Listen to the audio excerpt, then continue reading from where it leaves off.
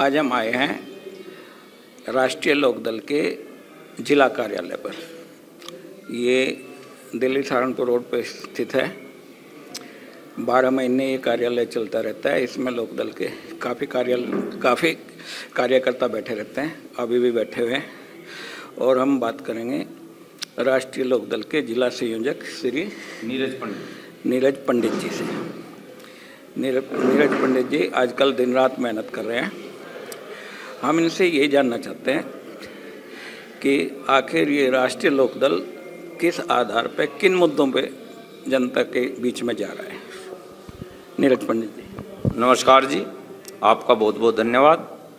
राष्ट्रीय लोकदल की चौधरी चरण सिंह जी के जो नीति हैं, सिद्धांत हैं और उनके जो आदर्श हैं, उन्हीं मुद्दों को लेकर और 21वीं शताब्दी में जो सबसे बड़े मुद्दे हैं, किसान का जो सबसे बड़ा मुद्दा है, एमएसपी कानून को लागू करवाने का जो मुद्दा है और युवाओं के रोजगार का जो मुद्दा है, विकास का जो मुद्दा है, हम इन मुद्दों को लेकर गरीब मजदूर के जो मुद्दे हैं, असंगठित क्षेत्र जो है जिसमें नौकरी नहीं है, आज देश में लगभग 42 करोड़ युवा, जो अभी आंकड़े आए हैं, 42 करोड़ युवा जो है बेरोजगार हैं।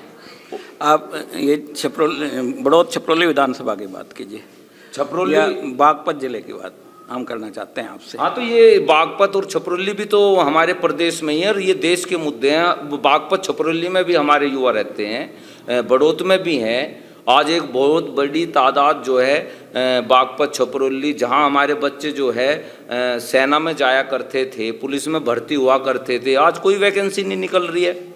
राष्ट्रीय लोकदल ने, हमारे माननीय चौधरी जयंत सिंह जी जो हमारे राष्ट्रीय अध्यक्ष हैं, उन्होंने जो है साफ तौर पर कहा है कि हमारी सरकार बनने जा रही है और हम 1 करोड़ नौकरियां देंगे। 1 करोड़ नौकरी का राष्ट्रीय लोकदल और संयुक्त गठबंधन की सरकार ने फैसला लिया है। हम जो है 1 करोड़ नौकरी देंगे और देंगे। हम झूठ बोलने का काम नहीं करते। अभी हमें परसों एक इंटरव्यू ले रहे थे सनौली नंगला गांव में। जी जी। अपने एरिया के युवा लोगों से, युवा खिलाड़ियों से, उन्होंने कहा कि कोई भी सरकार है जो हमारे लिए किसी ने कुछ नहीं करा। तो आप इस बात से सहमत हैं? जब उनका एक खिलाड़ी नेशनल भी खेला, लेकिन आज तक उसे 100 रुपये देने वाला भी कोई नहीं पहुंचा। नहीं, हमारी जो राष्ट्रीय लोकदल है, हम युवाओं को प्रोत्साहन देते हैं, एक राशि देते हैं। और चौधरी साहब ने जो है एक हमारा बड़ौत में ही जो है अंतर्राष्ट्रीय स्तर का जो है खेल स्टेडियम नागरिक उड्डयन मंत्रालय से बनवाने का काम किया है। हमारे जो युवा हैं उनके लिए हमारे राष्ट्रीय अध्यक्ष महोदय चौधरी जयंत सिंह जी की सोच है कि प्रत्येक न्याय पंचायत पर हम एक ऐसी व्यवस्था करेंगे ताकि खिलाड़ियों को जो है आगे निकाला जा सके और अंतर्राष्ट्रीय स्तर पर जैसे पहले होता आया है उसी प्रकार से हमारे जो युवा खिलाड़ी हैं वो जो है प्रतिभाग कर सकें। ये तो आपकी बहुत अच्छी बात है। हमें लगा था कि इस पर शायद कुछ नहीं कह पाएंगे। नहीं, लेकिन यदि राष्ट्रीय लोकदल ऐसा सोच रहा है तो बहुत ही अच्छा है और हम इसका समर्थन करते हैं और ये भी अपील करते हैं कि जो आप कह रहे हैं इसको जरूर पूरा करेंगे, क्रियान्वित करेंगे। राष्ट्रीय लोकदल हमेशा। एक सवाल ये है कि राष्ट्रीय लोकदल जो चौधरी चरण सिंह जिसके अध्यक्ष थे, हमेशा इस एरिया में एक्टिव रहे, जीते भी। आज लोग ये कहते हैं कि भाई समाजवादी पार्टी से समझौता करने की क्या ज़रूरत है, मुस्लिम कैंडिडेट तो वहीं जाता है जो बीजेपी के खिलाफ हो। आप क्या कहते हैं इस बारे में? नहीं, ऐसा नहीं है। समाजवादी पार्टी और हमारे जो सिद्धांत हैं वो हमारे कार्यकर्ता हों या समाजवादी पार्टी के कार्यकर्ता हों, उनके सबके जो नीतियां हैं, सिद्धांत है, वो चौधरी चरण सिंह जी से बिलोंग करती हैं। उन्हीं की नीति पे वो हमारी समाजवादी पार्टी राष्ट्रीय लोकदल उसी नीति पे चल रही है। तो उसमें ऐसा कहीं वो नहीं है कि मुसलमान जो है खाली इस तरफ मूव करता है। मुसलमान एक धर्मनिरपेक्ष सरकार को जो है जो स्थायित्व दे सके और ये जो सरकारें हैं, जो मौजूदा सरकार है जो सांप्रदायिकता फैलाने का काम कर रही है देश में, उसके खिलाफ जो है वोट करने का काम करता है। आपकी लिस्ट में कहीं भ्रष्टाचार भी कोई मुद्दा है? हाँ बिल्कुल है, भ्रष्टाचार। चौधरी साहब जो पहले से ही जो है भ्रष्टाचार के खिलाफ थे वो तो पसंद ही नहीं करते थे। चौधरी अजीत सिंह जी हमारे राष्ट्रीय नेता, उनका जो है आज हमारे बीच में नहीं है, लेकिन उनका आप कार्यकाल देखिए, पिछले 35 साल की राजनीति देखिए उनकी।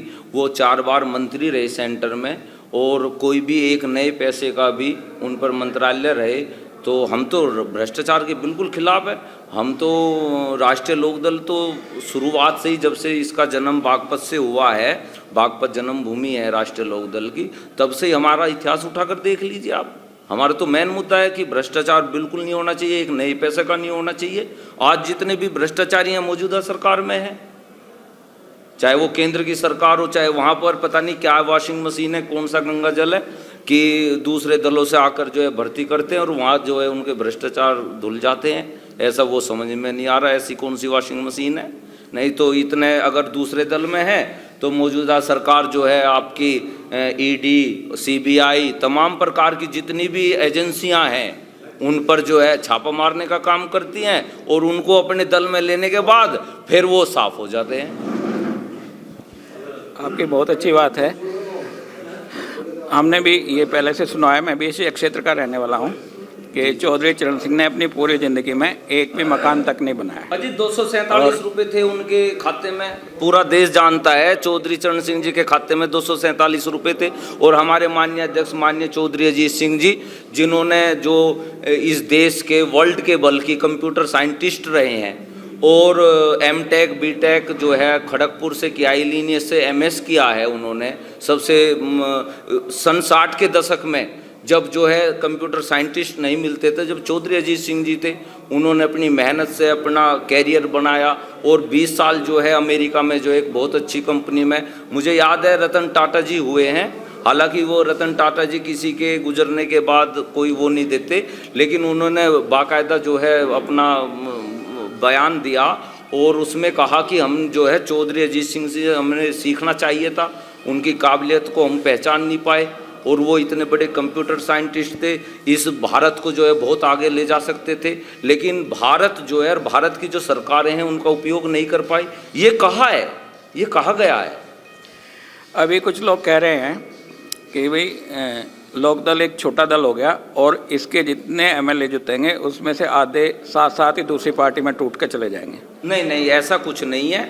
ये सब भ्रम फैलाने की जो है इनकी चाल है, विपक्ष की चाल है। ऐसा कभी नहीं हुआ। पिछला आप इतिहास उठा लो राष्ट्रीय लोकदल के, कोई भी हमारे जितने भी हम सीटों पर लड़ रहे हैं, हम जो है 403 सीटें लड़ रहे हैं, और 403 सीटें में हम जो है सरकार बनाने जा रहे हैं। ये सब जो है झूठी अफवाहें हैं, इन पर ध्यान देने की आवश्यकता नहीं। आप लोग जीत गए तो क्या यहाँ कोई यूनिवर्सिटी बनेगी या कोई मेडिकल कॉलेज खोलने का कोई प्लान है? शिक्षा के क्षेत्र में बहुत अच्छा परिवर्तन जो है इस प्रदेश में होने जा रहा है, क्योंकि हमारे जो राष्ट्रीय अध्यक्ष हैं माननीय, बागपत में कोई मेडिकल कॉलेज नहीं है, कोई यूनिवर्सिटी नहीं है। आप इसके बारे में कुछ प्लान है कोई आपके? हम करेंगे।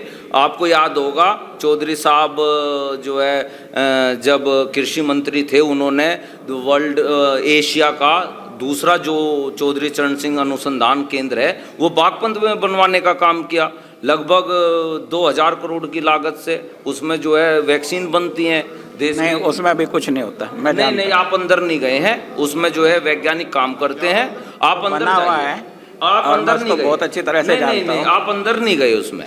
आप अंदर जाइए। चौधरी चरण सिंह पशु अनुसंधान केंद्र जो है एशिया का दूसरा। नहीं, मैं पूछ रहा हूँ यहाँ आप लोगों ने अपने उसमें रखा जो आपका हमारे उसमें है कार्यक्रम है, शिक्षा के क्षेत्र में भी हमारे यहाँ यूनिवर्सिटी यूनिवर्सिटी में चेंज होगा वित्त विहीन, और ये सारे कॉलेज मिलाकर बड़े कॉलेज हमारे लगभग 17 जो डिग्री कॉलेज है उनकी यहाँ जनता वैदिक कॉलेज बड़ौत, जहाँ जो है कश्मीर से भी और जम्मू से भी बच्चे पढ़ने आते हैं, अपने झंडे गाड़ रहा है। हमारे पास ऐसी ऐसी संस्थाएं हैं। ऐसा नहीं है बागपत नहीं में, क्या ये सबसे पुराना क्षेत्र में सबसे पुराना कॉलेज है, क्या इसको यूनिवर्सिटी में चेंज करने का कोई प्लान है आपका? हमारा प्रपोजल है, हम इसे जो है विश्वविद्यालय का दर्जा दिलाएंगे। केंद्र सरकार से बात करेंगे हम, पहले हमारी सरकार आ जाए, हम बात करेंगे और इस प्रक्रिया को आगे बढ़ाने का काम करेंगे। इंडस्ट्री के बारे में भी कुछ आपके विचार हैं? बिल्कुल, इंडस्ट्री चौधरी साहब की तो सोच ही थी। चौधरी साहब हमेशा कहा करते थे, चौधरी अजीत सिंह जी भी, आपको मैं बताना चाहूँगा, ट्रोनिका सिटी एक यहाँ पर वो है इंडस्ट्रियल एरिया। तो चौधरी साहब जब उद्योग मंत्री थे, जब उन्होंने इस देश में लगभग 300 चीनी मिल लगाने का काम किया, जिसमें से 45 चीनी मिल आपके उत्तर प्रदेश में लगे और बाकी सभी आपका महाराष्ट्र, तमिलनाडु, कर्नाटक, हरियाणा, राजस्थान इनमें लगने का काम हुआ, पंजाब में। तो चौधरी साहब ने जो है ट्रोनिका सिटी की स्थापना की। उनका एक बहुत बड़ी आइडियोलॉजी थी कि इस ट्रोनिका सिटी को शामली तक डेवलप किया जाए। चूंकि चौधरी साहब केंद्र मैन भूमिका में नहीं रहे कभी भी, पिछले 30 साल की अगर आप राजनीति उठाकर देखें तो वो मैन भूमिका में नहीं रहे, लेकिन उन्होंने स्थापना की ट्रोनिका सिटी। जैन सिंह के क्या सोच है, क्या कहते हैं वो अब यहाँ इस एरिया के बारे में, युवाओं के बारे में? हमारे राष्ट्रीय अध्यक्ष चौधरी जैन सिंह जी MBA अमेरिका से, ठीक है ना, इकोनॉमिक्स से उन्होंने किया है, और एक बहुत अच्छी सोच युवाओं के प्रति, एक नई जनरेशन 21वीं शताब्दी का जो भारत है, ठीक है ना, उसकी एक सोच उनके दिमाग और दिलो दिमाग में है। उन्होंने युवाओं के लिए इतने अच्छे अच्छे हमारे संकल्प पत्र में जो है, आप जैसे मैंने पहले भी आपको बताया कि 1 करोड़ नौकरी बहुत, और शिक्षा का चाहे क्षेत्र हो आपका, लेकिन MLA तो पलट जाते हैं। पिछली बार एक MLA था आपका, वही चला गया बीजेपी में। हाँ नहीं, वो बात अलग है कि वो MLA जो है पता नहीं किस उससे वो गए। अगर हमारी अच्छी खासी संख्या होती तो शायद ना होता ऐसा, क्योंकि उस पर कानून लागू हो जाता है, वो कानून लागू नहीं हो पाया, ठीक है ना। तो सभी ऐसे नहीं होते, सभी की सोच, हमारे पहले जो जितने भी MLA रहे हैं। आप ये सोचते हैं ये सारे लोग के वही जो MLA बनेंगे वो इसी पार्टी में बने रहेंगे? हाँ बिल्कुल, 100% जितने भी हमारे MLA। और यदि वे टूट के जाएंगे तो आप लोग क्या करेंगे? नहीं, टूट के कहाँ जाएंगे, कहीं नहीं जाएंगे टूट के। यदि चले गए तो फिर क्या करेंगे? धर्मनिरपेक्ष MLA हैं, एक धर्मनिरपेक्ष पार्टी के हमारे MLA चुन। आप ये बताइए, यदि टूट के चले गए MLA तो फिर आप लोग क्या करेंगे उनके? नहीं, आप आगे के भविष्य के बारे में जो है ऐसी बात पूछ रहे हैं, तो भविष्य में, हाँ, लेकिन ऐसा कुछ नहीं है। ये सब जो है बरगला धर्म, जनता जो है उसका देखो जी, जनता जो है हमेशा उसका परिणाम जनता जो है देती है, ठीक है ना। जनता जनार्दन है, सब कुछ जनता के हाथ में है, जो जैसा बोएगा वैसा काटेगा, ठीक है ना, इसमें कोई दो राय नहीं है। कोई धोखा देगा उसे तो धूल चटाने का काम करती है ये भारत की धरती भी हो, और हमारे जहाँ से चौधरी साहब की कर्म भूमि रही है, यहाँ से राष्ट्रीय लोक दल का जन्म हुआ है, तो यहाँ तो हमेशा जो है ऐसे लोग। आपको कौन कौन सी कौम सपोर्ट कर रही ज़्यादातर? सभी, हमें 36 बिरादरी, हमारी तो लहर है, पूरे प्रदेश में लहर है। 36 बिरादरी, प्रत्येक जातियां। पहली बात तो हमारी पार्टी जाति पे विश्वास नहीं करती, ना धर्म पे ना जाति पे। हम भारतवासी हैं और हमारी पार्टी भारतीयता में विश्वास रखती है, और सभी जितने भी यहाँ पर वो हैं वो हमें जो है सपोर्ट कर रही हैं, इसमें कोई दो राय नहीं। हालांकि मैं जातिवाद की बात नहीं करता। बहुत अच्छी बात है आपकी, बहुत अच्छा लगा आपसे बात करके। थैंक यू, धन्यवाद।